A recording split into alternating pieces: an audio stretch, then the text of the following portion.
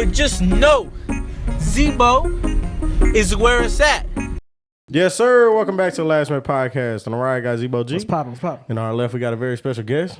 Your boy Juby DaGod. Yes, sir. And we back, episode 192, the most consistent podcast in the Carolinas. We still ain't fixed our stream deck. It's on the way. It's on the way. It's on the way. All right. It's on the way. All right, Zebo. 6 months later, still on the way. But shout out to our sponsors, Mama C, the food truck, and Libations Mobile Bar. Make sure you get your tacos, get your drinks. How we feeling this week? Man, it's feeling good, man. Man, feeling amazing, you know? Feeling amazing. That's a good answer. Yeah. That's a good answer. Another Sunday, another busy week ahead. Yeah, good weather. Going to the new month. Mm-hmm. Yep. That's crazy. It's May. Damn, 2025 getting up out of here. Man, No, what? we're almost Already at the, May. almost at the halfway mark. Dang. It's been a good year, though, so far. Oh, yeah. It's been yeah. solid. Yeah. Yeah, and it just been like moving, like Yeah. it's been moving like crazy, but it's also like the right timing Yeah. at the same time. Yes. That is very true. That is very true. Yeah, I do feel like I've just been road running, like just all over the place. Yeah, From bro. camps to concerts to It just feel like everything just been festivals to- aligning and stuff. Yeah. So, Yeah. Literally. Out the cast? Finally? Shout out Zebo G, finally getting out the cast. I'm out the cast, y'all. right now, Baby steps. I'm out the cast. No more trampolines. No more trampolines. Out the cast. God is good. God is all the good. time. All the time. But yeah, we got my boy Juby here with me. We're gonna this is the Juby interview. We're going to go over what we've been listening to this past week first, and then we're gonna have a conversation with him. So I'll start off. So this week I've been listening to. I went back to a Whole Lot of Red, Playboy Cardi. I ran that. Yeah, that's still a favorite of mine. I listened to In Due Time, TRB, her EP. Shout out to her. I listened to Still Praying, West Side Gun. That is that's a very strong album Yeah. in his catalog. Yeah. Like very strong. Yep. I listened to Fall Nights, Jay Ford. Shout out Jay Ford. Yes, his new single, go get that. I ran the new Coco Jones album. Tough. Nice. Yeah. Tough. I ain't even had a chance to listen to it yet. She's so tough, bro. Nice. I saw it so at close. Dreamville, you know. Oh, Yeah. Yeah, BNR. Yes. man. Brown and round. Really nice project. I listened to K's new project, Feeling Emotions, Losing Time. Shout out K. Yeah, make sure you go tap in with that. I listened to Doing It For Me. I went back and listened to Larry June's latest solo album, Do It For Me. Doing It For Me. Still not a favorite, but I liked it more than I did when I listened to it the first time. I ran Savvy Mulatto's new single, Three Cellies. Very solid, very good. Make sure you go run that. He sent it, I think, on Spotify, like 150,000 streams. 150,000. So shout out to him for sure. I think that's it. Oh, I ran Carter 4. Yeah, I ran Carter 4. Yeah, good album. President Carter is a really great track. Yeah. Yeah, that's another strong one. Yeah, there was still like Wayne was still there on the Carter Yeah, he 4. was still there. It was still, it was she still will Wayne. with Drake. Yeah. On there. Yeah, Carter 4 it was still Wayne. Yeah, Yeah, up yeah. and away. That beat was hard. Man, I love that song. Yeah. That's it one was, of them songs to go bar for bar with. Yeah, it was good just to hear Wayne in that again. But that's all for me. Oh, of course, Larry June. But that's all for me this past week. Tanner? So I've been listening to Hills Have Eyes, West Side Gun, solid. High Street, Amir Ali, Good Things Take Time, Deontay Hitchcock. That Yes. album is dope. Yes. That album's super dope. These Four Walls, Austin Davis. Shout out 80. Nobody Likes Me, Lynn Martin. Token of Appreciation, Bodie James. Still Let's running see a if there's few a new phones. single. Oh God, he's probably got an album out. I ain't Yes, checked. let's see. I haven't checked either. Yeah, Bodie James drops. You know who Bodie James is? Oh, yeah, yeah. of course. He drops an album like once every 3 weeks.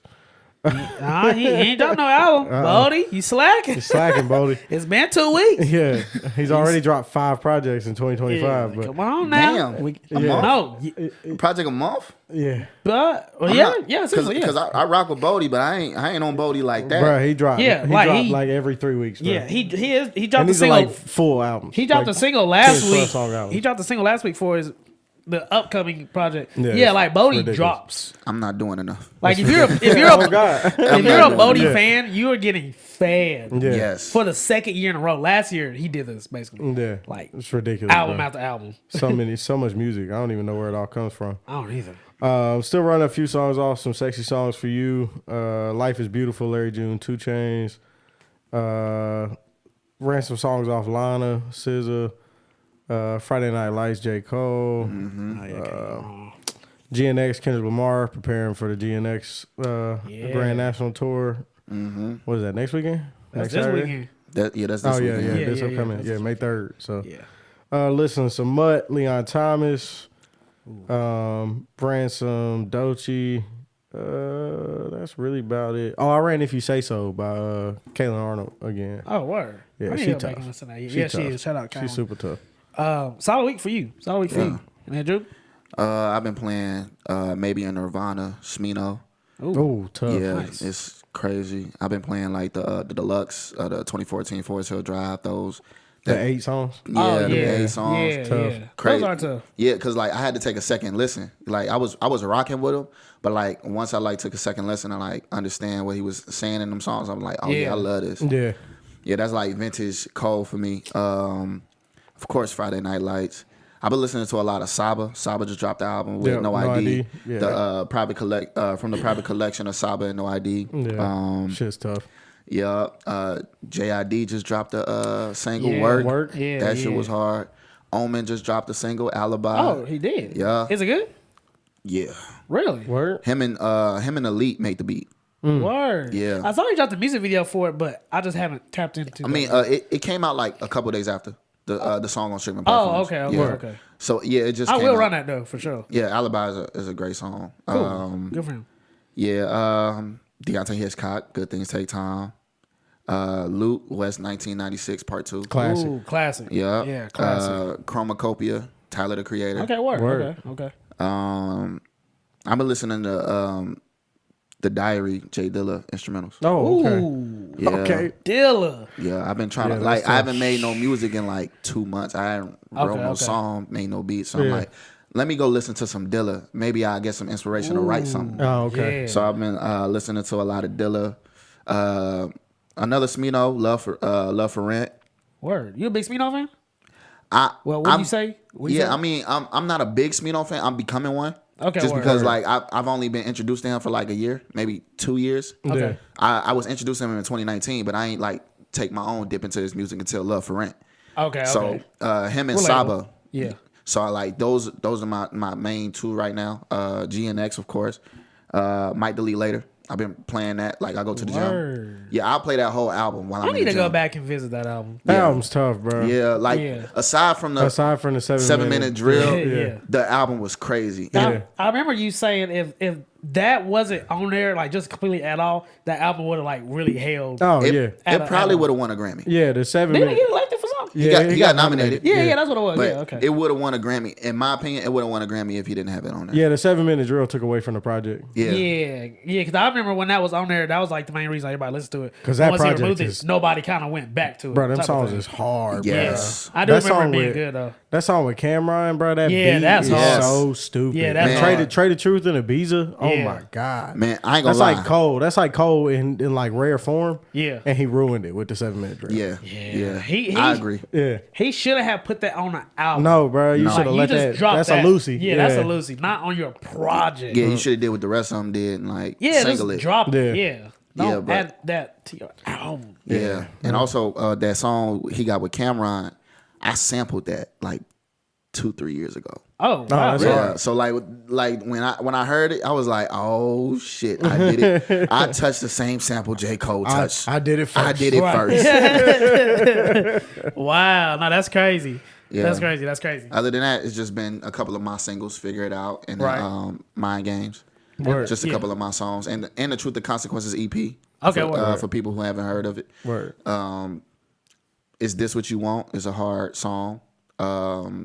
Better Days. I got a choir on it, singing on it. Oh, sick. Yeah. And Live Forever. Those are the top 3 songs I've been listening to, like of mine recently. Other than like my project that's not out yet. I was about to say the unreleased is crazy. The unreleased. The unreleased is crazy. Wow. Good music from all three of us this past week. I don't think anyone on top of my head is dropping this upcoming week, but we'll talk about that next week. But cool. Let's dive in. So Juby, I personally don't know much about you. Right. I only know kind of maybe what Tanner said. Well, I know you're from Chicago. Is that correct? Yep, I know you're from Chicago. Of course, I know you rap. I have listened to your music. Other than that, like I personally don't really know much about you, so I'm actually excited to learn more about you. Right.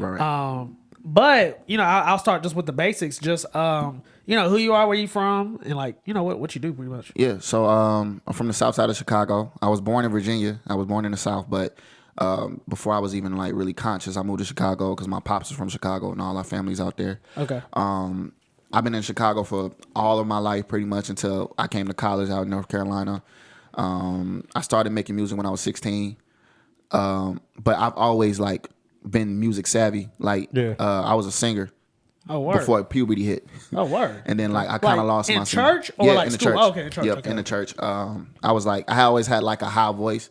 Like if there was a Chris Brown song to be sung, I was singing it. Yeah. Or if there was like if there was a high pitched like male voice in a song, I would sing it. But what I didn't know with my auntie and then was always like instilling in me, if there was a rap in like one of the gospel songs, I'd be the one doing the rap. So So basically, they'd be the one like that's what got me into like performing rap songs. Correct. And then Lil Wayne is my favorite rapper of all time. That's my GOAT. And Lil Wayne is the reason I even started rapping. It was 6 Foot 7 Foot. It's my favorite song by Lil Wayne ever. Wow. And I remember listening to it when I was a kid, and it was one bar that like set it off for me. I say it all the time. It's the real G's moving silence like lasagna. Woo, it was the first line I ever understood from a rapper that was like, oh shit, he said that. That line was and it still is really crazy. Exactly. And like I used to decipher that song for years at a time when I used to learn stuff new. Like I got through that since it's like a subject and a predicate. I ain't learned that till 8th grade. And I was like, he did say that shit.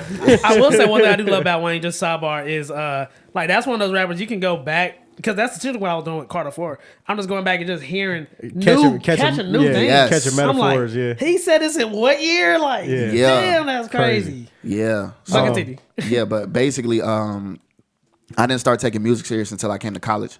Chicago's a fast-paced city and everything, so I came out to North Carolina to play basketball, and then I ended up doing music more because I was by myself a lot. I don't have any family out here. So I just needed something else to do to like preoccupy my time. And I came during COVID. I graduated high school in 2020. So I started college in 2020 when COVID just hit. So the school was pretty much closed, but they let us in the dorms. So I picked up music. I started doing it more and more. And then I released my first project after my freshman year in 2021. So going back to Juby as a kid in Southside Chicago, like what kind of kid were you? Were you like real into sports your whole life? Was it always basketball until you got into music? Nah. Especially just in the Chicago area. So as a kid, I was always into sports because like I had older cousins that was like always into sports. I used to live we used to live in like Roseland. That's like in the hundreds. So, like, if you in south side of Chicago, you got the 100s, you got the 80s, the 90s. But we was, like, right next to, like, 95th. Now, are these just different blocks? Yeah. Different? Okay. Yeah, it's different blocks. So, basically, we used to live in my grandma's house, my great-grandma, and everybody used to, like, go through this house. It was, like, one of them homes that if you just lost your crib, if you couldn't pay your rent and you needed some place to stay until you get back on your feet, this is the house you go to, basically. And we had my mom, my brother, me. When my mom eventually had another daughter, had 3 other cousins, and then another cousin who moved in from Arkansas. She had her kid. So it was a bunch of us in this house. Right. And everybody who was older than me, male-wise, they always did sports. My older cousin, he was a football player. And he didn't do much with football. He played in high school and stuff, but we always was like into the sports. So what I did, my thing before all of that, I was a big dancer. I was a big singer.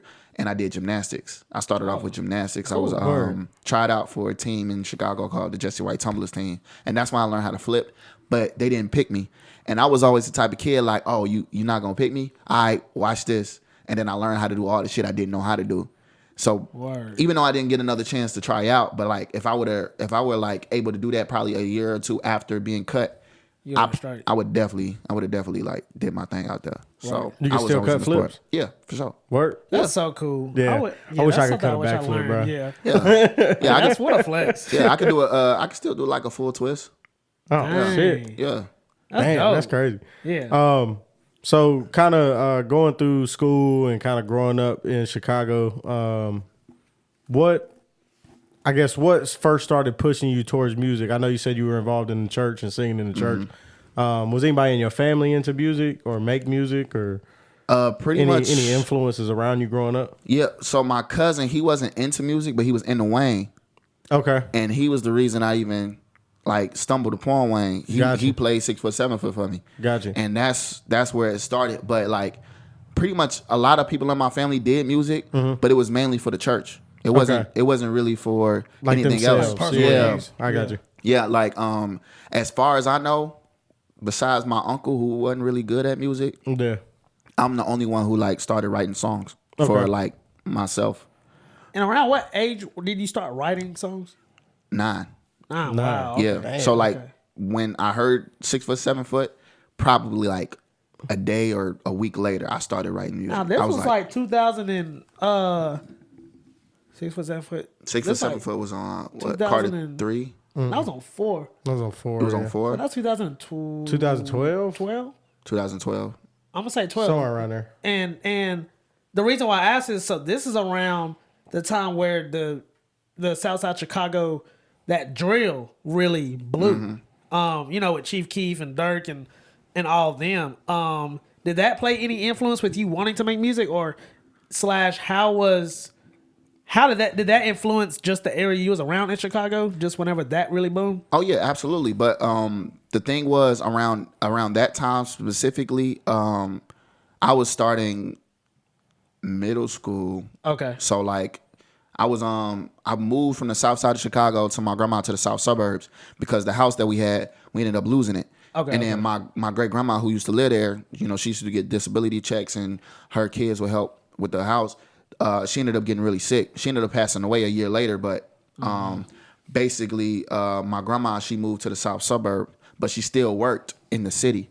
So for and my elementary school ended up closing down. So we had to switch schools anyway. Oh, okay, so I was in 5th grade. They closed down the school. Then we moved to the south suburbs and I went to Creek Monee Middle School. And it really wasn't no different. It was just in a different area. It was just like a lot more. It looked better. Right. But Yeah. you still had niggas. It was still niggas everywhere. It was like if the niggas from where I was just at, if they were like on the come up, they would bring all the bullshit with them and they would come here. Okay. So okay. it wasn't major, but like, you know, it's a 30-minute drive. But they were like really big. So like we used to have like juking parties and like people would go to the skating rink. It's like basically like a kids club. Yeah. So like you would have like the skating rink, ain't nobody got roller skates. Everybody on the side dancing. You got girls twerking on dudes. You got people footworking, and you got all those type of parties. And you know that's like Chief Keef, Young Pappy, all them like drill rappers. That's where that music was like really prevalent. And then a lot of people would play all that stuff like Lil Durk and Herb and everybody. But it influenced you know, kind of like didn't influence much of my music, like as much as like how I would write and how I would like want to portray a story, because I don't live that life. Okay. Yeah. So like it's really hard for me to lie, especially when it comes to music, because I'm like, it should be an outlet, because I like certain people like Kanye, and it was an outlet for Kanye. It was an outlet for people that I really gravitated to the most, including Lil Wayne. Like if you listen to How to Love, Yeah. you feel what I'm saying? So like I like those songs more than I like, you know, a Lollipop. Right. And that's what I gravitated to the most. So if you didn't have like those, then It didn't really play that much. it didn't play that much influence. Like G Herbo's statements. Yeah. I blast that. That's something that like sure. it would be in my life prevalently. Or I'm trying to think of a Lil Durk song or something. But just kind of the more meaningful. Yeah, tracks just that are- somebody have something to say. right, Yeah. meaningful tracks or barring up. Yeah. Those are the like my Those are the things. raps we love. Yeah. That's exactly like if you talk about like I'm finna hop out the car, do this. I'm like, I'll listen to it, but it ain't what I'm gonna. It don't You do just can't nothing for relate. you. Yeah, it don't do can't nothing for relate. me. It's just Exactly. words. Exactly. Because like my pops, he was into all that. Okay. And like he was in jail for most of my life. So when he got out, it was kind of like he was cooling. He was a dad for a year, then it's back to the streets. Yeah. And then doing what he got to do, making his money, whatever. So and I seen a lot of people who kind of like portrayed that lifestyle, and I could never do it. Yeah. Yeah. And I'm Sure, you still see that to this day. exactly. But my thing was, I cannot like get inspired or like look to somebody whose life is like this and they struggle all the time. I'm like, if that shit not working for you, why would I do it? Yeah, for sure. So in my mind, I never had nobody to look up to. I just knew people I didn't want to be like. Yeah. So that's how I navigated through life. Me and all my cousins and people that stayed in the same crib. So that's basically how it was. I mean, it influenced, but didn't like truly influence the way I did my music. Right. Okay. So you started writing at 9 after hearing 6 foot, 7 foot. When did you first get into like recording music? When I was around 15, 16. Okay. I had a Like high school. yeah, high school. Yeah, my freshman year of high school. Like I had a friend who had we had discovered BandLab. This was like when BandLab was real new. Yeah. And I didn't know how to record. He didn't know how to record, but like we was just trying some shit.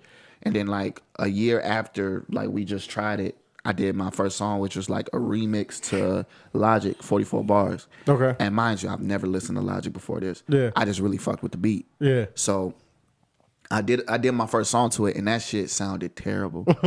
But my thing was, I was always good at writing. My delivery was just garbage. Yeah. So like I could listen to it just like based on bars, but like it's based on like song. Like I would not play that shit all the time. I know a few rappers like that. Like the material is good, but like in They terms just hadn't of figured out how to deliver how it to yet. do it on the beat. Yeah. Exactly. How to like get it, gift rap to you. I didn't know how to gift rap it. I just Yeah. knew how to say it. And Yeah. like it sounded like either red or it just sounded like I didn't know what the fuck I was doing. Like, Yeah. This nigga can't rap. But Exactly. when he rap good, but Exactly. It's like can't if you just heard it, you would not be like, oh, this shit hard. Because the way that you hear it. Yeah. Like your experience is gonna be different just because based on how I delivered it. Correct. If I would have did it how I do it now, you would have been like, oh yeah, this shit hard. This Yeah. this shit gas. But like how I did it back then and be like, you could tell I just started. yeah, okay. So, with you starting in high school, like 15, 16 years old, that's right around the time that like, I'm assuming that's right around the time that like Chance the Rapper was out from Chicago, and he was being Chance the Rapper. Yeah. He wasn't Because doing you say you graduated 2020, so yeah, like 2016, like coloring book. like Yep. coloring Around that book, time, okay. Yep. acid rap. Like, what did that do? As a kid that was like inspired by, I'm assuming you're inspired by Chance the Rapper. Yep. So like, what did that do for you when you saw the success that Chance the Rapper started to gain? Especially in your own city. Yeah, I mean, the thing was, I was like real slow to get on everybody. Just because my family, we were so hooked on the past. So Okay. we playing Pac. We playing Big. Oh, okay. So Y'all like, old school. yeah, exactly. So like, and Wayne is my favorite rapper, and Kendrick and Drake, all them people. Like the reason that I like Drake is because of Wayne. The reason I like Kendrick is because of Drake. So like, Word. Okay. the reason I like Chance was because of Wayne. Yeah. So when Wayne and them did a song, because I was all up on the dedications, the Dedication 5, Dedication Right. 4, all them. So when I think it was Dedication 5 and Chance and Wayne did You Song. Oh, dude, I gotta go download that. I forgot about that song. Yeah, that's That like song was hard. hard ass song, and they sampled fucking Mike. Yeah. And I was like, damn, like this beat so hard. I don't know who made the beat, but like Chance went crazy. Yeah. Wayne, of course, went crazy. Damn, I and forgot like about that I used track. to sing that song for no reason at all. Anywhere I went, and So a that lot of would've- people didn't know what I was even talking about. So that would have been after acid rap, right? Yeah, it was. Yeah. So, but before coloring book. Yeah, this That was would've been the before timeline. Problems. This Yeah, you don't yeah, want no problem. yeah, Want yeah. no problem. Oh, yeah, right. This is right. before all that. So in terms of like you making music, how much were you influenced by the sound? Because I'm assuming that just because I know what kind of music you make, I'm assuming the lyrical side of Chicago is what inspired you the most, right? Like the Commons, the Kanye West, the Chances. When you started, what kind of motivation did seeing somebody from your city that make the similar style of music like blowing up, what did that do for your like just confidence? Like, did it make you believe that it was possible, or were you not like deep enough into the music yet for it to really affect you? At that time, I wasn't deep, but I became deeper into the music once I like kind of decided I wanted to like kind of take music a little bit more serious. Yeah. Like I didn't discover J. Cole for real until like 2018, even though I heard some songs. Yeah. But KOD was the album that made me a fan. So like That's crazy. Yeah. That is crazy. Yeah. KOD was the album that made me a fan because it's introspective. Yeah. And then I relate to a lot of the stuff. Like his mom was on drugs at the time. Yeah. And he was talking about that. My mom, she was an alcoholic and she did, this, that, and the third. Yeah. She wasn't a super alcoholic, but she would be drinking and then, it influenced how she do things. And Yeah. like I related to a lot of things. So that's what made me a fan of J. Cole. I was a fan of Kendrick before all of that. Yeah. And then I was always a fan of Drake because Drake is Drake. Yeah. So it was like, when I like really decided I wanted to lock in with the music, that's when I started dipping into the history of it. Like, why do I like this person? I go into the whole discography. Who is my favorite rapper's favorite rapper? All right, Yeah. J. Cole's favorite rapper is Nas. Let me go look at Nas shit. I fuck with Nas. Yeah. That was how I went on my rabbit holes. I went on Yeah. my rabbit holes after I discovered that this was a passion. Yeah. Like before that, it was basketball. So in basketball, I'm going to look at AI. I'm going to look at Kyrie Irving. I'm going to look at Steph. Yeah. Who's Steph's favorite player? Who's Jordan's favorite player? I'm going to look at David Thompson. Like it was a lot of things that like if I'm passionate about it, I'm gonna go see it. And the thing is with me and my brother and all my cousins, it's like if I don't see nobody in my family doing nothing like that's like doing something. Yeah. They like either working a 9-to-5 job or they're struggling. Yeah. So in my head, I've seen people go places with basketball. All right, I'm gonna do it with basketball. Basketball not working out. All right, I'm gonna do it with music. And it doesn't matter what, or it doesn't matter how I do it, where I go with it. I just know it's gonna be me. Yeah. I just always had that confidence in myself. Even if it didn't seem like it, sometimes people had a mood swings where they feel like some shit not working out. But I always felt in my mind, I'm like, I'm going to do something with whatever I choose. I just got to find out what it is. And once I found out it was music, then I went on those rabbit holes. And I started like looking into jazz and looking into classical music. Started picking up a beat machine, trying to make my own beats. Yeah. And that's when I like went on that deep rabbit hole. And then I found Chance, acid rap, and coloring book. And like really started dipping in the artists that I like, and then also dipping in the artists that I might have not even looked at, like Playboy Cardi. Yeah. Because like I think all music is good if it sounds good. It just then I gotta look at the message. Like on a surface level, the shit sounds amazing. Now I gotta look deeper, and that's like always been my connection with music. I just always felt the need to like look deeper, do my research, because a lot of people don't do it. And I enjoy doing my research. But see, that's how you can tell the difference between artists is like, I feel like you can always hear artists that have done have looked at the history. Mm-hmm. And like they know what great music sound like. Like I went back and listened to all this great music. So I know what it's supposed to sound like. Right. Like, and you can always hear that in the music that people make. So coming out of high school, you started playing around with the music and stuff, but you said you didn't start taking it serious till you got to college. Right. So you ended up coming to Gardner-Webb on a basketball scholarship, correct? They gave me, I got like an academic scholarship. Oh, okay. I got academic scholarships from like 34 schools. I applied to every school I possibly could. Hell yeah. And I was looking at only D1s. I was like, I'm gonna do some Josh shit. Yeah. Not knowing that's how it was gonna go. So education wise, school wise, you was really there. Yeah. I was like, I was school smart, but I was more street smart. It was like, I'm not finna get all A's because I know for a fact if I get all A's, my people's gonna start taking shit from me. So I need to put a B or 2 B's in there somewhere. I don't know where it's gonna go, but I'm gonna throw 2 B's in that bitch. I'm very capable of getting straight A's. Yeah. I'm smart enough to get straight A's, but I know that if I get all A's and then like something that's really hard and I get a B, they gonna start taking shit from me because I put the expectation up. Yeah. I know what I'm capable of. They know what I'm capable of. That's fair. That's fair that's good that you know that. I feel like that's a good rule of thumb just especially in high school. Because once you set that expectation, he can get straight A's.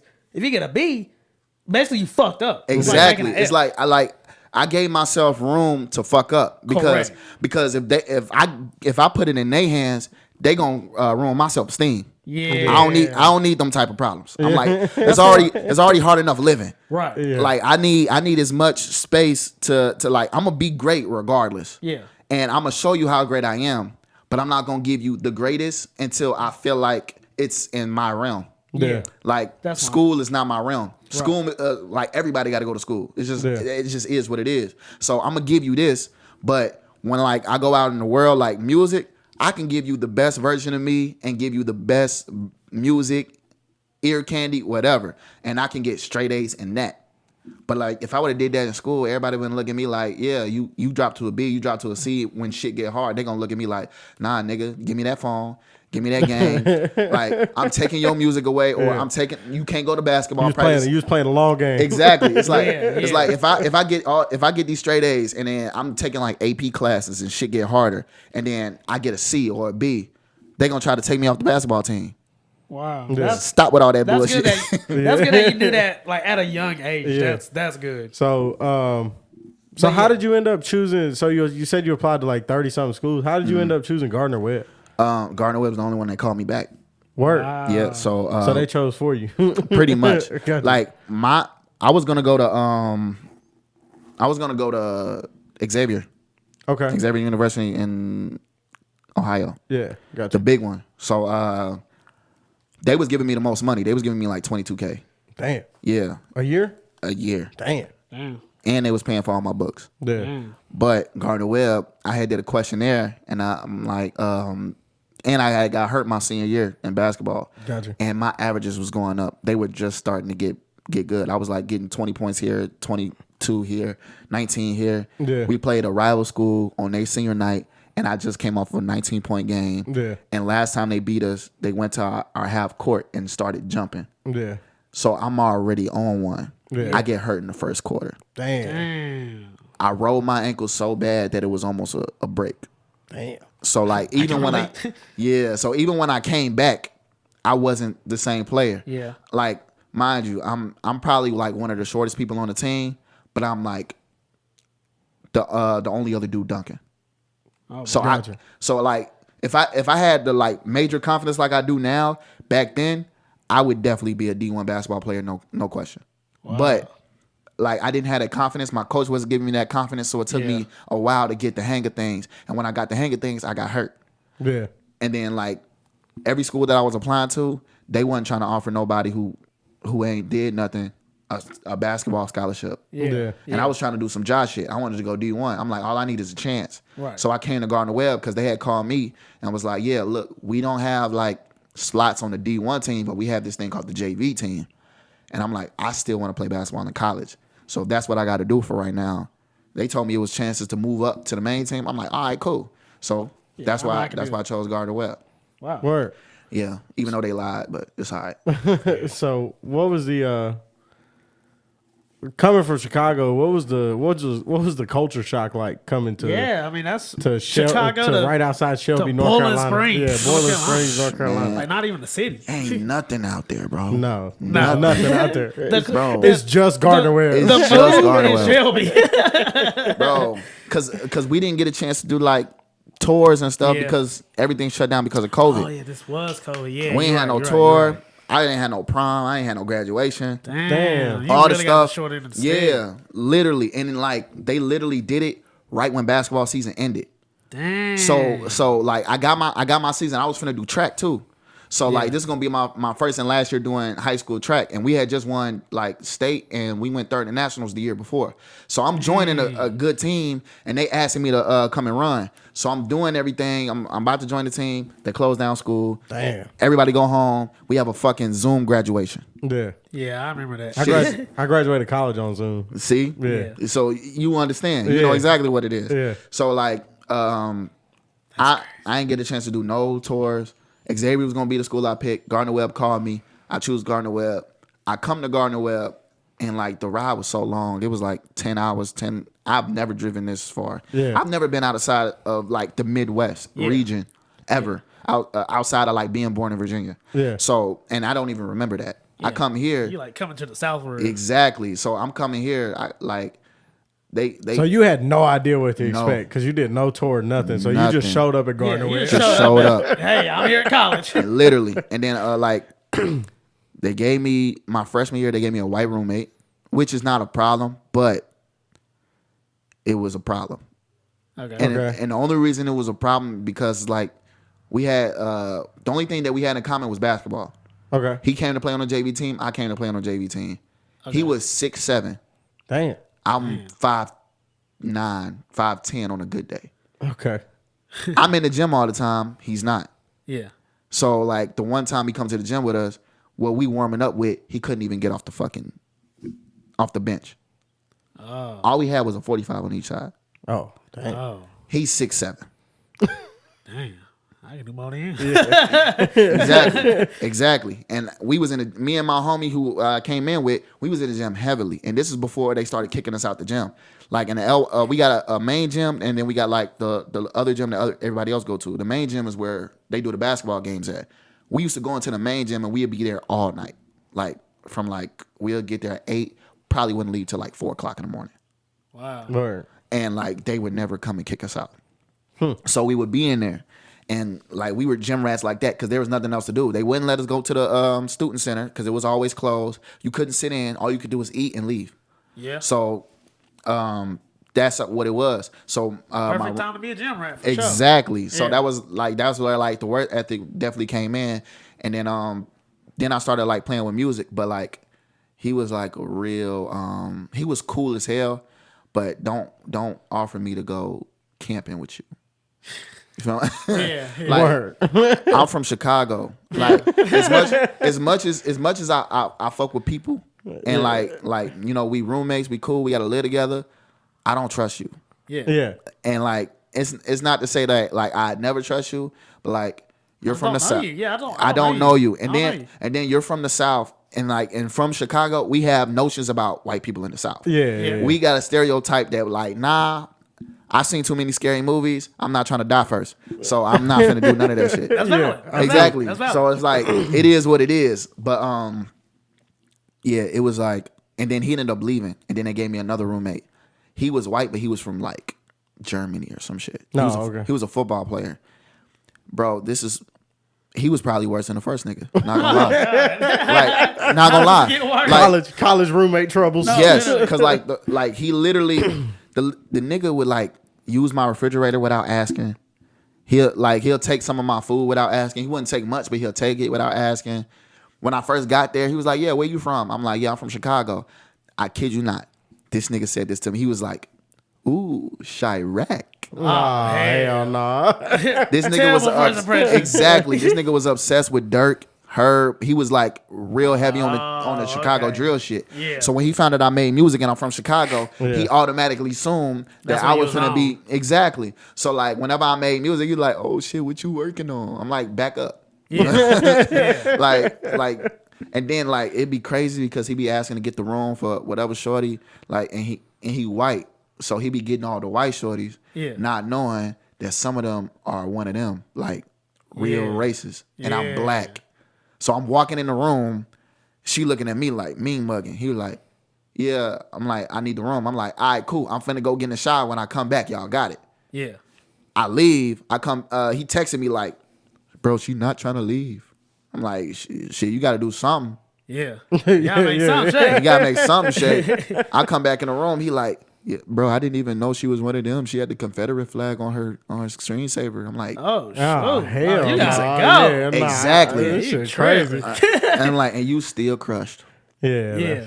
And like, that's crazy. I'm like, "That you still crushed, and you from Germany, and you like, yeah, now you one of them." Yeah, you tripping. Exactly. That's crazy though. I ain't gonna kill. Yeah, so like, That's so crazy. so college, you started getting heavier into the music. So at what point did you start releasing music, like actually putting songs together and dropping them? After my freshman year, my sophomore year. Okay. So the summer after my freshman year, I had a girlfriend. We broke up, making a bunch of sad music, and then I started releasing like projects and stuff like that because I was always making music, and I was like, all my beats was pretty much New York drill beats, Okay. but it was conscious rap on New York drill beats. Okay. I'm not gonna lie, this shit was hard. I'm about to say, yeah, did it sound good? It was, I ain't gonna lie, it was probably like for starters, that was some of my best music. I had a song called Hopeless Romantic, which was like the first notion that, oh, you could really get good at this shit. Yeah. I had that was like one of the first songs my friends like heard from me, and they was like, no, this shit hard. Yeah. But it was 2021. I came back to school and I was like on it music wise. Yeah. And this is when I'm like, and J. Cole just dropped the off season. So I'm on the off season heavy. Wow. Yeah. And I'm like dipping into Friday Night Lights and the warm up and everything. So he had a tour. He was on the tour for the off season, and I'm writing music and I'm working at Amazon at the same time. It's crazy. Like I was juggling so much. I went to go see him. I scrounged up enough money and I got to see him in Greensboro, which is 2 hours away from the school. Right. And I got practice at 6 a.m. the next morning. Oh my So God. exactly. But the thing is, I usually work overnight. I work overnight at Amazon. So I'm working 7 to 7. Oh my God. Practice for me is 6 o'clock in the morning. Yeah. So I gotta leave work early regardless. Yeah. So I went to the off season tour. He did GOMD. And I like, I know it's not the song for it, but I teared up. Yeah. It was like a bird's eye view shit. Yeah. Cause it wasn't even like so much the song. It was the parts. reaction? Nah, it was the parts in the middle, like the bridges that you want to know just where I'm at. Well, let me tell you about it. It was that part that made me tear up. I was like, cause I've been trying to learn the song 2 weeks prior to this, and I didn't know he did this on the set list. Yeah. So I'm like, yeah, I gotta be on the stage. So that was like where I declared I wanted to be wanted to do music. And the first song I made was the song I was telling y'all about that J. Cole did the same beat sample. Oh, okay. Yeah. It was, the name of the song was Pursuit of Happiness, and it was like, it's still a lot of people's favorite song for me. And when I first made it, I did not like it because it sounded so different from everything that I've done. And I didn't know if I was necessarily fucking with the new sound because it was something new for me. And I was like, I didn't know how to be different at that point, if that makes sense. It's like when you listen to so much music, it's easy to follow a wave, or it's easy to like do Try something. and sound like exactly. somebody else, yeah. But like, I didn't sound like nobody because I did conscious rap over New York drill. Yeah. But it didn't sound crazy. Yeah. All that shit sounded hard to me. Yeah. But this is the first thing that sounded like a Juby DaGod song. Word. But I played it for some people and they was like, this is everything. Then I was like, I took a second listen. I'm like, this shit is hard. Yeah. So like that was where like it were like actually. So 2021, which would have been your sophomore year, right? You Yep. dropped a project called Jungle Book. Was that your first project ever? Nah, my first project ever was Written in Red. Okay. My Jungle Book was the first project I dropped on streaming platforms. Got you. Because that's when I like got to like figure out about DistroKid. Got you. And I was just doing shit. And I mixed all those songs in my room. That's what I was going to ask you. Yeah, them shit sound terrible. But I had Pro Tools and I figured out some like preset that I always use. Yeah. I put the preset together myself. I was like, my voice sound good on this shit all the time, so I'm gonna use this shit all the time. Yeah. And some of them presets worked on certain songs, they didn't work on others. Yeah. I didn't know that you had to change that. But I was like, I don't know how to do all the extra shit preset. So Jungle Book was the first like album to me that I like pieced together like an album. Written in Red was more like a playlist of songs. It's basically like a mixtape. It was definitely a mixtape. Yeah. But Jungle Book was like I pieced it together as an album. Yeah. But it was so dark, like I hated it. Yeah. After a while, like when I first made it, I was like, yeah, I'm fucking with it. But like I don't like that. I would not perform. I would probably perform one or two of them songs, but I would never perform them like today. Yeah. With the music that I have. So like, what was people's reaction when you dropped your first like Jungle Book, right? The first one you got on streaming platforms and stuff, like your friends and your family, like did everybody know you were doing music, or was you kind of back in like Chicago? Nah, people didn't know I was really, really like into it until 2 years ago. A year ago. Oh, shit. A year or two ago. Yeah. So this is my 5th year in college. Yeah. So 2 years ago was my junior year. Gotcha. So my freshman and sophomore year, they knew I was doing it, but they didn't know how serious it was. Like they heard me play doing music in my room when I was 16, but my school, shout out to Gardner Well for this, because this is the best thing they ever did for me. They gave me a refund check because of like my Parent Plus loan and everything. Fast forward, they gave me extra money, but for COVID, they gave us an extra $1,500. Nice. With my $1,500, I bought my first studio setup. Okay. I bought the For Christ interface, got the For Christ mic, the Scarlett mic. Oh, the Focusrite. Yeah, the Focusrite. The yeah. Focusrite. I be calling it For Christ. But the Focusrite, I got the mic. I got the whole bundle from Amazon and Pro Tools, and that's how I started recording. And then like when tax season came, my mom got me a laptop. So that's how I started doing everything. I bought that. I bought my beat machine, and I bought like a little keyboard. Yeah. So that's how I started like recording shit for real. And I was doing all that shit in my room. Got you. So I see like even like I took a deep dive on your Instagram, and I could tell that you've always been focused on content. You've always paid attention to like putting content out, whether it's you just rapping into the camera or whatever. So like, how important is content to you? I know you big into the, like you said, you graduating with a film degree. Like, how important is the content side of your music to you? And also, what made you major into that? I'm just curious. Yeah, so I'm gonna answer your question first because it'll go into that one. Okay. But when I came to college, my major was psychology, Okay. and after I like went through the curriculum and everything that I would have had to go through to be what I wanted to be a sports psychologist because it was something that I related to. Like I wanted to find out why people didn't have the confidence they had in their sport and try to get them out of it. That was like my goal because I feel like if I would have had somebody like that for me, I'd probably be way better than I was. So when I realized I had to do 8 years of school, I said, I'm not doing that shit. So I started getting really good at music at the same time when I'm like figuring this shit out. And I'm like, you know what? I could still have my interest in psychology, but I'm going to use music as the way to be therapeutic instead of actually being a therapist. Yeah. So I was like, yeah, I'm going to do that. But my school has nothing music-wise. And my brother, he used to do YouTube. So I used to like, sometimes I shoot his video, sometimes I edit his video. So I was like, I'll just do video and film because like, I don't even know what made me like choose that one. It was the only thing that was like close to media wise, like that I would have been able to like do. And I ended up building a love for video and photography just by picking that major. I didn't know how much I would love it until, recently. That's dope. Yeah. But the content, I realized I needed to do the content. So I started doing the content. Yeah. But I never really liked social media for real. Yeah. I just knew in this day and age, if you're not doing content, that there's no way that people would like be fucking with you. There's no way that people will even know about you. Yeah. Very true, especially now. Exactly. So like I like doing music videos. And my first music video, I did a remix to KOD. And I did a music video on my school. It was something simple. It was like a 2-camera setup, and I just like flipped back and forth, and I just edited as much as I could. I did that, and like I think I went to Dreamville.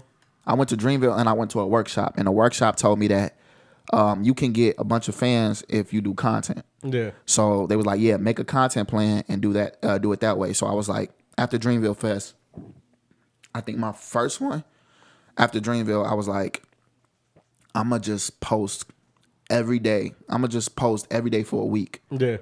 I'm gonna do a music video every day for a week. This is when I did my suit and tie. I did a couple of my Pursuit of Happiness little clip video, Live Forever. I did a bunch of those songs in that time frame. And then I did some regular in front of the microphone shit just because I couldn't think of another idea. Yeah. And I didn't have nowhere to go because I don't know much about Shelby or Charlotte. Yeah. Right. And I'm from Chicago, so I know if I don't know where I'm not supposed to be, so I'm just not gonna go. Yeah. So I just did whatever I could, and then from there it just became like posting every day, and then I just took it as long as I post now I've been posting every day for like almost 3 years, even though I've been like inconsistent in some parts. Like I'll take a week off or 2 weeks off or a month off. Fair. But I have a lot of content. I have a lot of content out like prior to that. I've had like a year and some change worth of content before I started taking breaks. Yeah. My goal after I hit the year was like, all right, if I decided to take a break, everybody got somewhere to land if they run into me. Yeah. So I will say I scrolled all the way to your very first post on Instagram, and it took a while. exactly, I got like 800. I got like 800 plus posts, almost 900 It posts. took a while. Wow. And the Yeah. thing I like about all your content is it's easy to tell what you do soon as you see it. Mm-hmm. It's like, oh, he rap. Yeah. Because it's not Yeah. like random bunch of random photos or shit. like random videos with your friends and all Yeah. that stuff. Like it's all music related content. Yeah, my thing is I don't like to show a lot of my like personal life on my social media. I don't like when other people do it, so Yeah. I don't like doing that. Like if I'm going through a breakup, I'm not finna go to social media and tell them, No, fuck literally. this bitch, Literally. she broke my heart. That shit sound that shit sounds That's so corny. stupid to me. Yeah, It's that like shit That's corny. corny. like why would you go to Instagram Yeah. to try to get everybody else's opinion? Like if you Pretty got your much. friends who you confide in, talk to them. Yeah. Yeah. But you got 5,000 followers. All 5,000 of your followers don't need to know that you're going through this shit right now. Yeah. Yeah. They That's literally wouldn't know. But since you told them, now everybody knows. Exactly. Now everybody knows, and then now everybody got room to judge you. Yeah. And if That's you don't true. want to be judged, then you fucked yourself up. Yeah. Very So true. like I don't like putting like none of that shit on social media. But I try to do as much as I can. Like I'll do story times every so often. Yeah. But most of the story times I have be funny as shit. Yeah. Because life is not real for me. Yeah. Niggas be like, I be going through some like crazy shit that you'll be like, that shit is so bizarre. Like that's Yeah. ridiculous. Like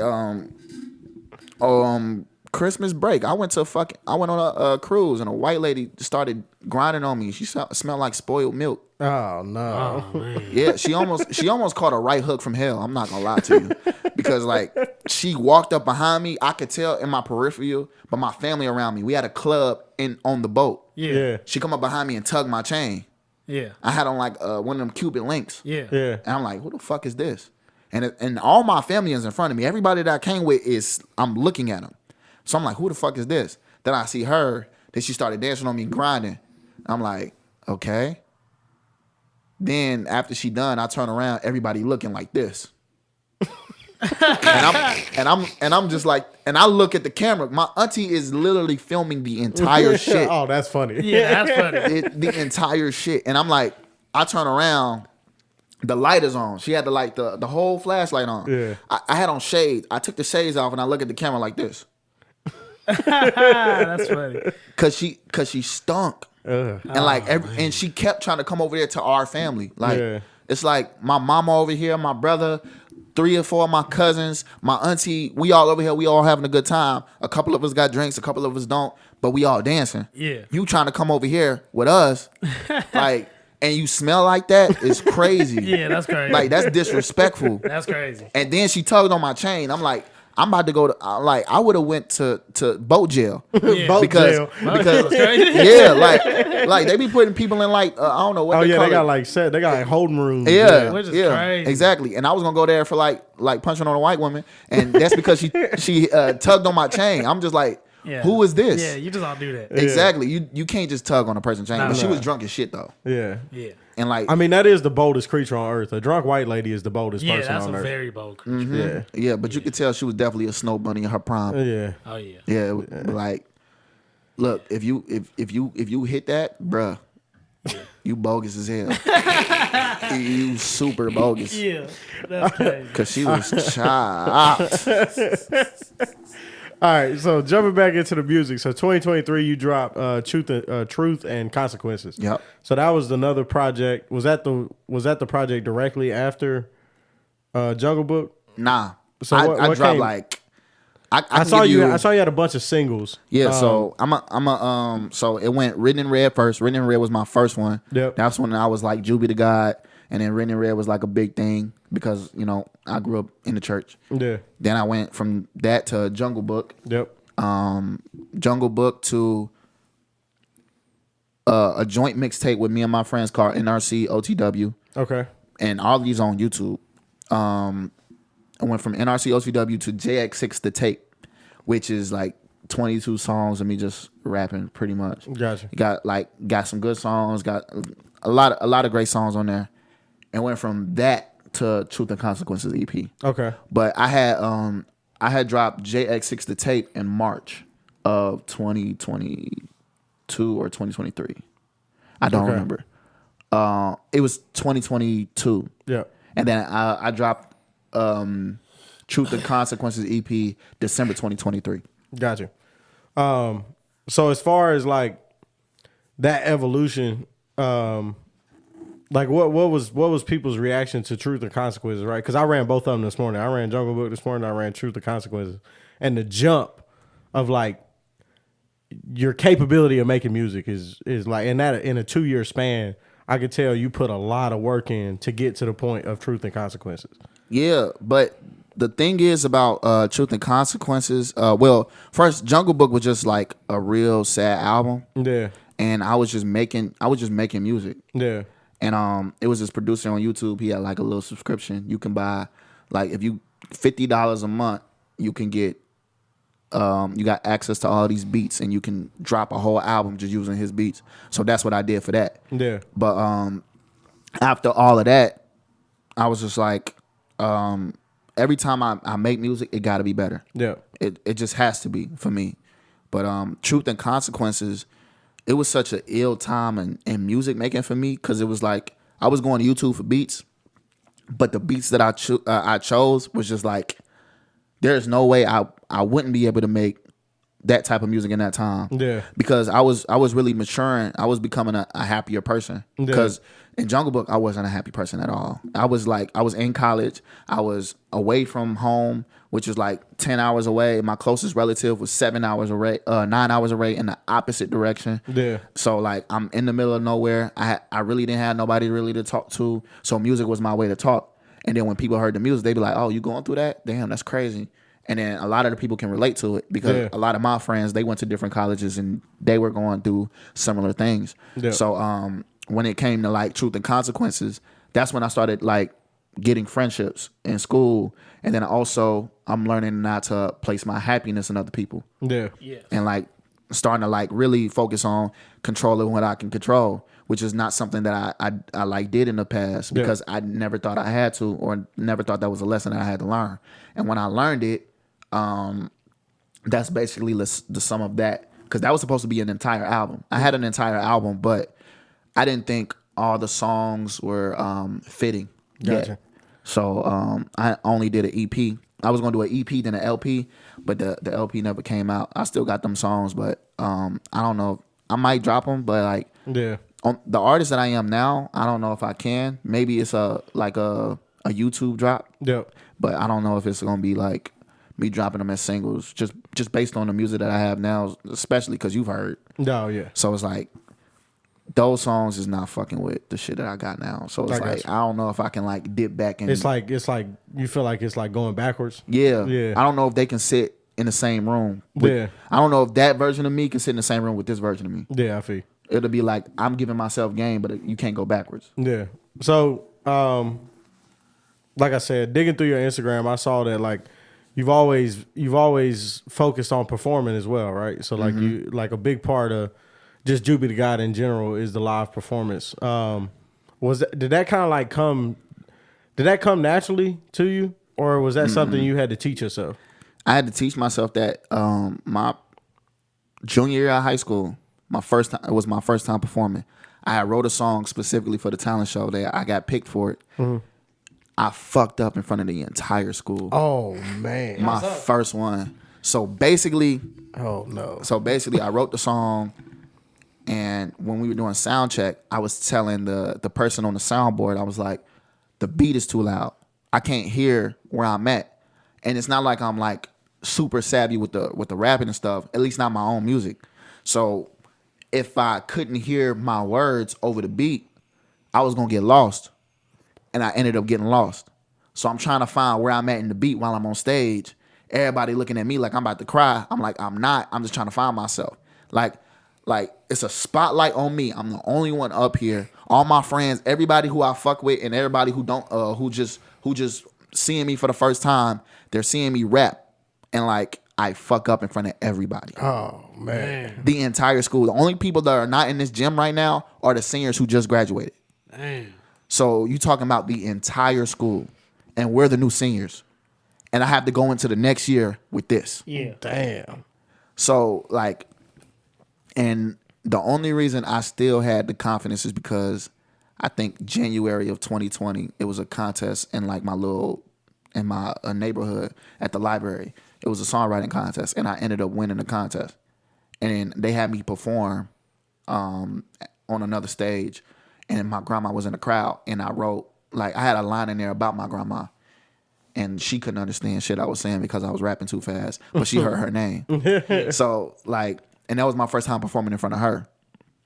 So, like, that was, like, really what, like, brought the confidence back. But, like, the talent show, that was my first time I fucked up in front of everybody. But I started doing my research. It was like, when I went to my first concert and I went to my first festival, I'm like, oh, it's about the experience. The whole point of a performance, the reason why people pay so much money to go see their favorite artist is because the artists are developing and giving them an experience that they'll love and cherish for the rest of their lives. It's like if you're able to give somebody an experience, like I already love the song. You've already made me fall in love with the song just because you made it sound good. You put your time, a whole thought process went into making a song, and I appreciate you for that. But if I come and see you and you just rapping over the actual song, I'm like, it's not gonna be the same. It's like I could have did that in the car. Right. Yeah. So like that's when I started studying J. Cole, Kendrick, Tyler the Creator, people who's like rap prevalent, who's like big heavy hitters when it comes to performing. Drake is another good one too. But these three specifically, they do something very well that is like very difficult to do. They don't rap over their lyrics. No backtrack. No backtrack. Two, the setup. It's either they got a large production or they got a bunch of props on this shit. Yeah. So like at Dreamville Fest, you was there. He was back at Muhammad crib. Yeah. First song he came out, he was sitting in the room. He had the microphone on, had sock on mic. Did his a song from the warm up. Yeah. That's some real life experience shit that I love to see. Yeah. Like that's a moment, especially if you're there to see it. Like it's one thing seeing it on YouTube. It's like, oh yeah, that's hard. But like when you're there, you're close enough to the stage where you can see that shit, and you just see him like he bringing it back to when he was broke. Yeah. Like, damn, I didn't like. It's crazy for me to see that up close and personal. So my goal as a performer is to make it into an experience because the music is already relatable, but to bring you into my world and show how me and you relate is an experience that's priceless, and that's what make people pay for it. Yeah, for sure. True. That is very true. So that was the first thing I noticed. So I actually met you at a show. Yep. And that was the first thing I noticed was you was rapping with no backtrack. Mm-hmm. And I was like, and the only other person that at that particular show that rapped without a backtrack was Jay Ford. Mm-hmm. And I was like, okay, well, like that's normally a good sign. Yeah. They're like, Yeah, that's a great sign. okay, he can rap. Yeah, like, he can rap. Because if He ain't he's up there with no relying on backtrack, his he main can rap. vocals. So that's why I like came up to you after the show or whatever, and that's when we met. Right. And then I think of maybe a few months later is the first time you came to the studio. Yeah. But yeah, that was always the thing I noticed about you first. And like I know performing is a big deal for you, and I know you travel all over the place to go perform. Like I know you always on the road. Yeah. So what's been some of your favorite shows you've done so far? My favorite show so far was the Big Dreams thing I did at Dreamville, at the last Dreamville. I ain't never had a chance to like actually perform. Yeah. Up until the last one. But usually I'm outside with my speaker and my microphone, Yeah. which is always, fun. But like this year specifically was just crazy. Mm-hmm. And it was amazing for me because I was able to do songs. Like a major accomplishment for me was like I always wanted to produce the track, write the song, make the music video. Yep. I was able to do that this year. This is my first time doing it. And being able to perform songs that I produce is a major jump in like my growth as an artist and as an individual, because it gives me a lot of confidence, especially when people fuck with the song. Yeah. So when I pieced everything together for the Big Dream shit, I started off with Childish Ways, which is just me talking on a loop. Yeah. And then I go into Dear Cole. It's Dreamville Fest. I'm like, it's only right to do Dear Cole. Yeah. So, and that song is out, so it gives people to land somewhere. Yeah. Then I end off with one of the hardest songs on the track, on the album, Who. Yeah. And I start off with the skits. Yeah. I start off with the skit for Childish Ways, go into the song, start off with the skit for Who, which is a diss track. Somebody diss me. I go in after the diss track and I do my entire song. I'm even dancing in the middle of it. I hop off the stage.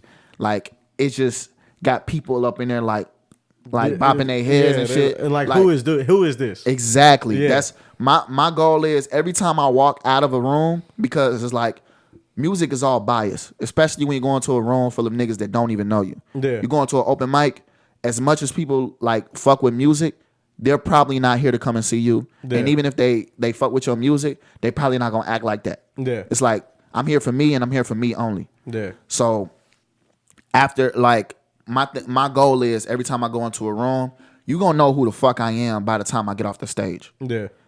If you don't come up to me to like dap me up because you fuck with my performance, you at least gonna be like, that nigga was hard. Yeah. And that's all I give a fuck about. It's like, I can't control shit else. All I can control is how I present myself, and I leave the rest up to you. Yeah. I'm not giving you room to judge me any other way but how you first met me. My first impression is everything. So like, if I'm doing a performance, I'm trying to put on the best show possible. I got you. So Yeah. that's how I navigate the shit. Yeah, like I said, I know you've been going crazy with the shows. I think you was just in Kentucky doing a show. Yep. Like, what is what's the when did you realize it was important to like get to these different cities and perform? I really once I started realizing that I don't fuck with open mics no more. Yeah. Cause like, as much as I love open mics, it's a good key cornerstone to like start getting your name out there. But if you're looking to advance your life and your career and you want to start getting paid for this, you got to let go of the open mics eventually. Yeah. And like, I was doing open mics every month, every week for like a year straight. Yeah. And I realized that like I'm starting to see the same niggas. Yeah. And like 9 times out of 10, a year from now, they're probably going to be still doing these open mics. Yeah. And if I don't want to be doing these open mics, I got to stop doing the open mics. Yeah. So if I'm going to keep on doing open mics, I got to go somewhere where I haven't touched yet. Yeah. I'll do an open mic in New York because I haven't been. I'll do an open mic in LA because I haven't been. But as far as like Chicago and North Carolina, South Carolina, I'm not doing an open mic out there because it's like, I've been there before. But like, the people that I've met, like I've met a lot of like major artists at this point. I'm cool with like one, but I noticed that they don't do open mics no more. Yeah. But why is that? It's because, you know, they've either outgrown it or it's just not in their plan to get bigger. So I'm looking at these niggas because I'm trying to be in their seats. So if they're not doing open mics no more, I'm not doing open mics no more. Yeah. I got to start looking at opening up for people. Yeah. I had a friend who opened up for Deontay Hitchcock when he came to Chicago. Don't know how the fuck he did it, but he got it done and he was able to open up for Deontay. It was him and Hakeem Ali. Yeah. So it's like, I don't know how he got it, but shit, I'm here for it. Yeah. You know what I'm saying? So I'm like, all right, I'm trying to figure out how to open up. Like, Saba's finna go on tour right now. How do I open up for Saba? Yeah.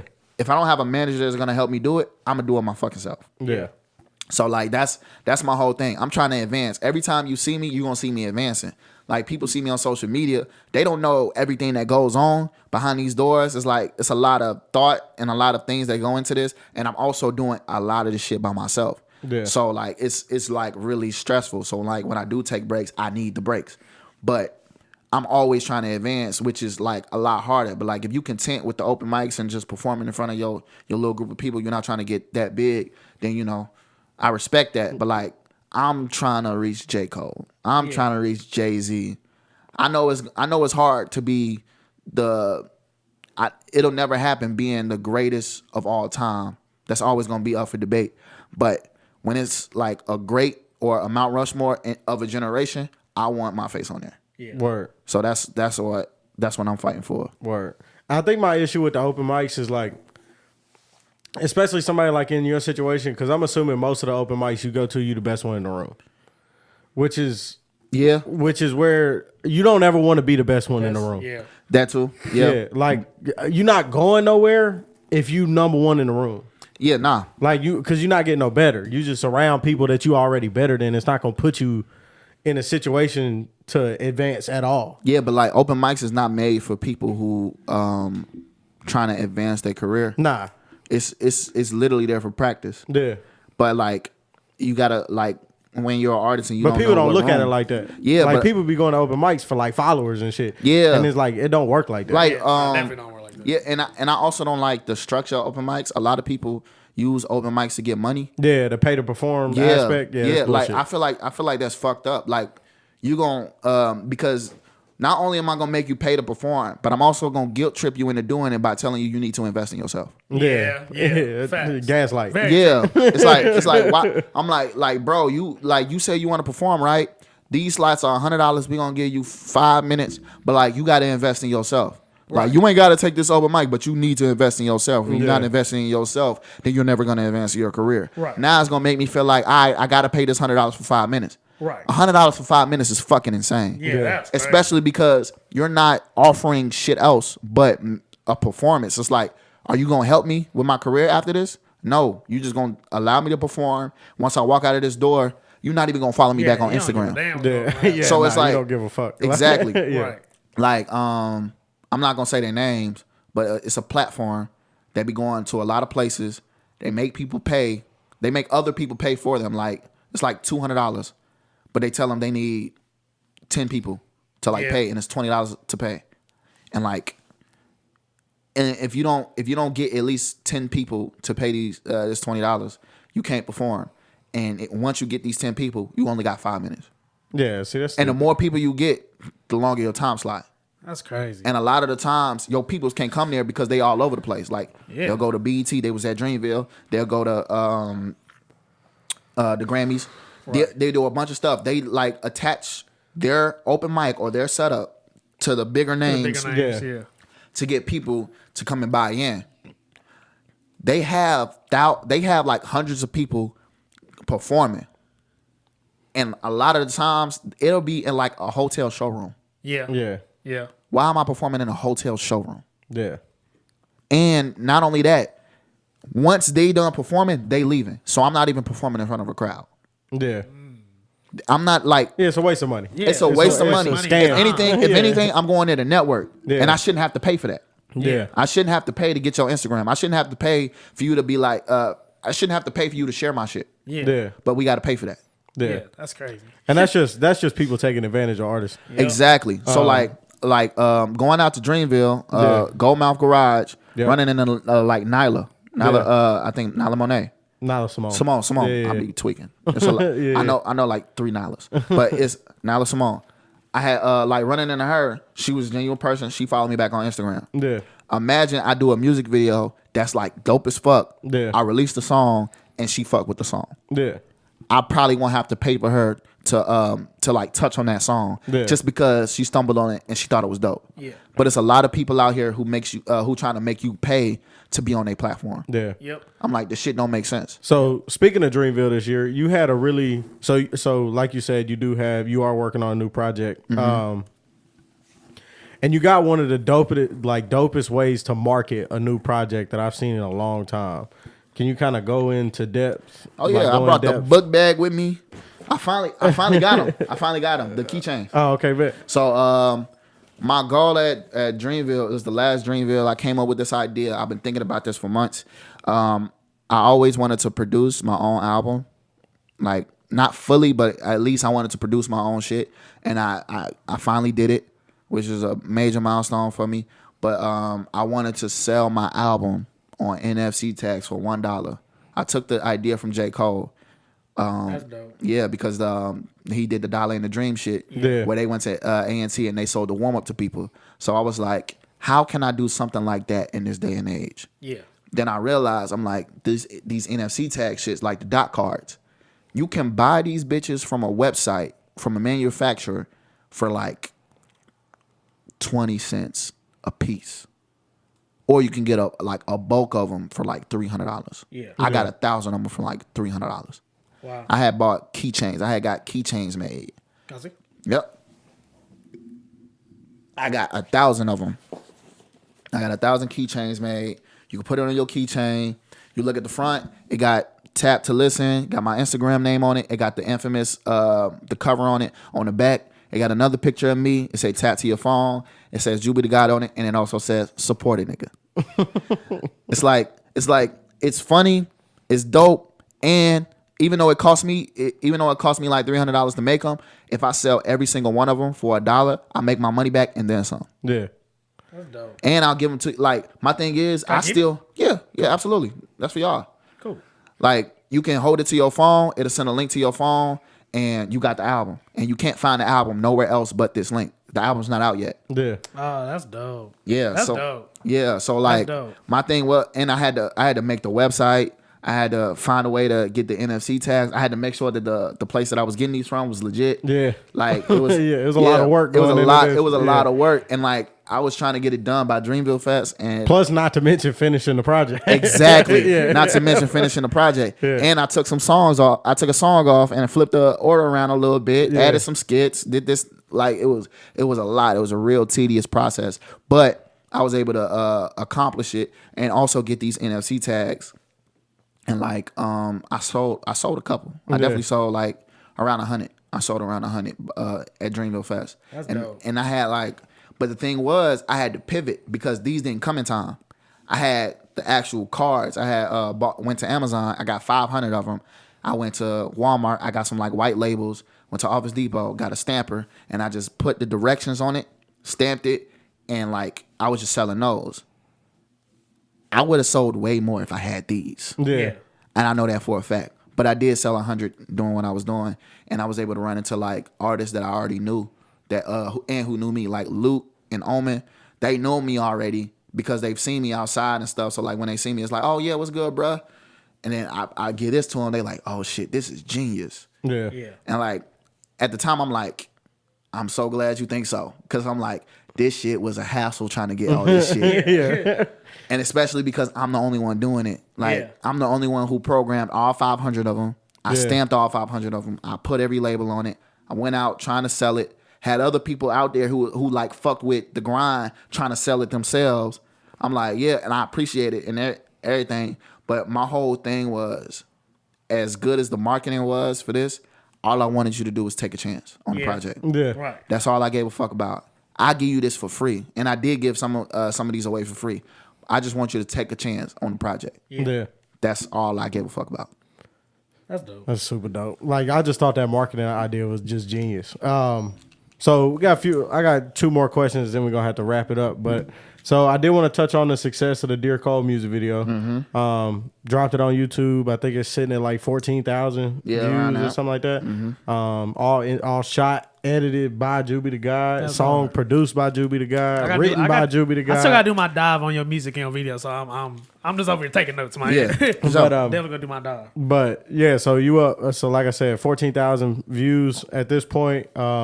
What was that feeling like when you started seeing the view counts go up, right? Because like a lot of people drop a music video get 500 views and Yeah, that's it was like the most validating thing Yeah. for me. It was like none of my videos, even the ones I put promotion behind, has even cracked 5K. Yeah.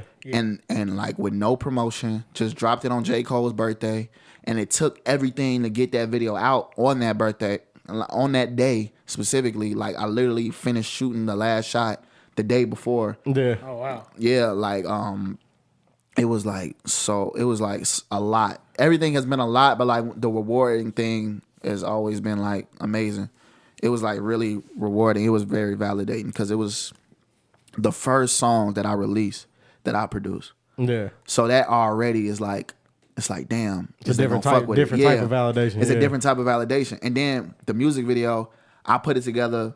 Yeah. I shot everything. I edited everything. And aside from the clip what I was actually performing, that was my boy Audio Visuals, my boy Austin, and Coach Franks and KJ. Shout out them. Austin was able to come out and film me for that, gave me the footage for that, and I was able to like piece everything together. I was just glad that everybody was fucking with it. Yeah, honestly.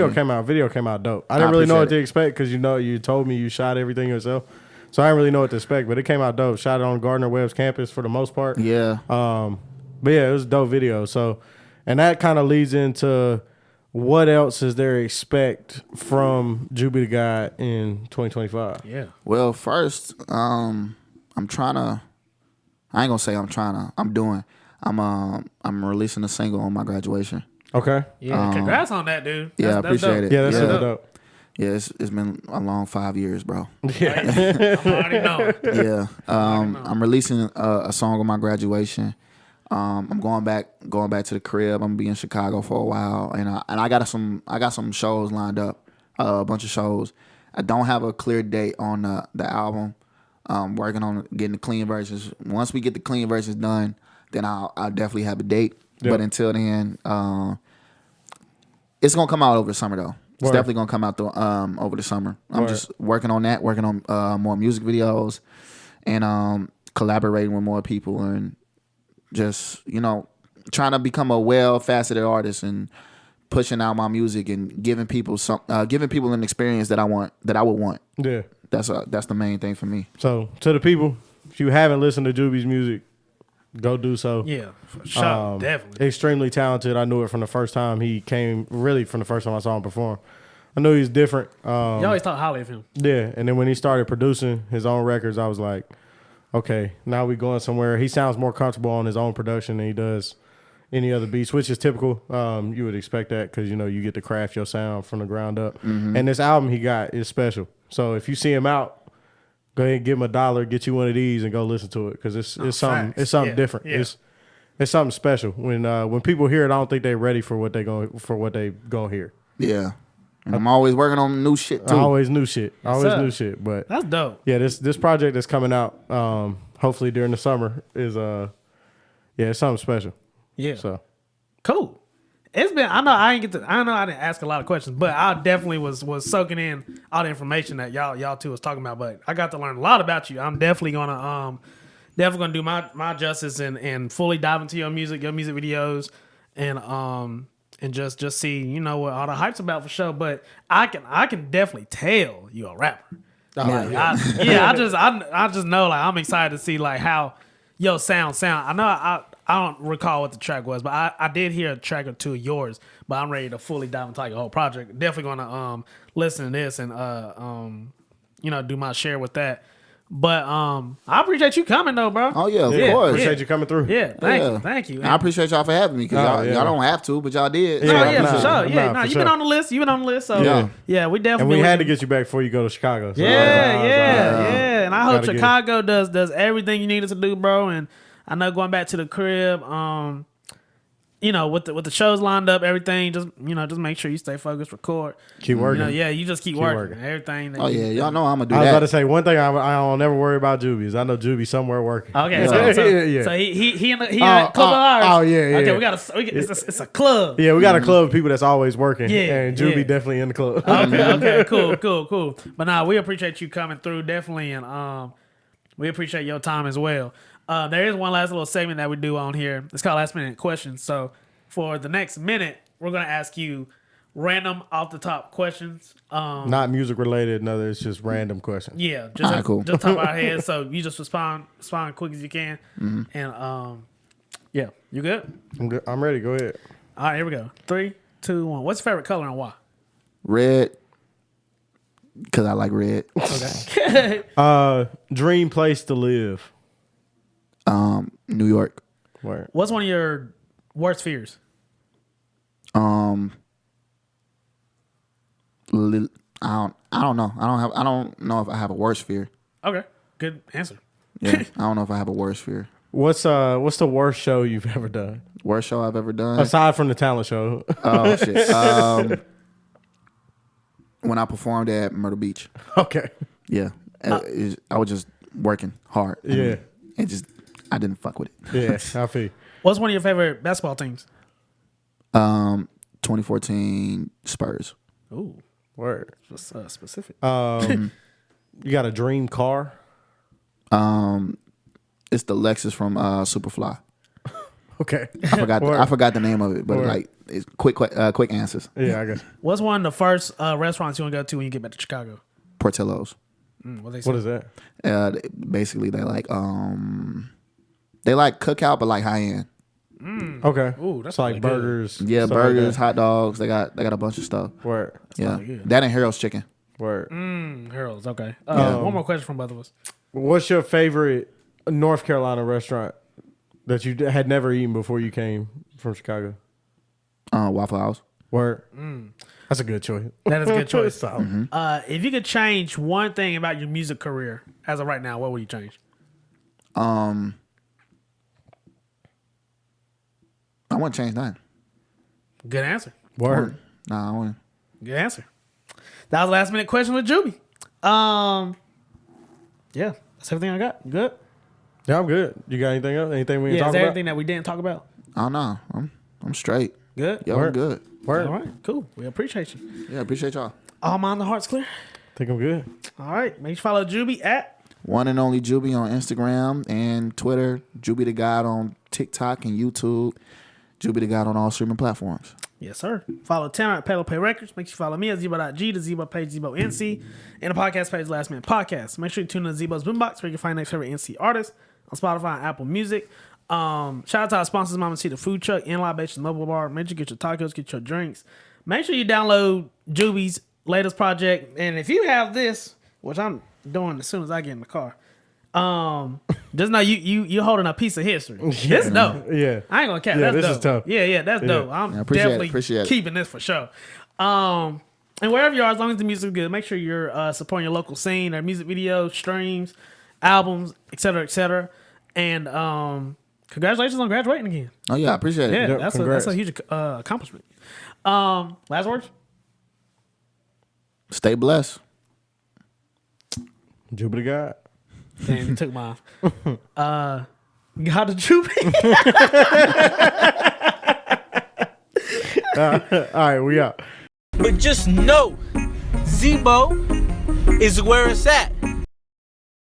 Oh, Zebo TV, North Carolina. Yeah.